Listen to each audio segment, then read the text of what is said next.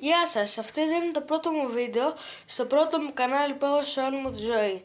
Σε αυτό το βίντεο δεν θα έχω συχνές ημερομηνίες, δηλαδή δεν θα έχω ημερομηνίες για να σας λέω θα βγάζω τότε ή θα βγάζω τότε, θα βγάζω τότε. Γι' αυτό το λόγο θα βγαίνει όποτε να είναι το βίντεο. Οπότε να είσαι όμως πάντα συντονισμένοι. Αυτό εδώ το κανάλι είναι ένα πολύ ωραίο κανάλι, δεν έχω βρει ακόμα τι ακριβώς θα βγάζω. Εντάξει, λοιπόν, και από εδώ είναι ο αδερφός μου Αλέξανδρος.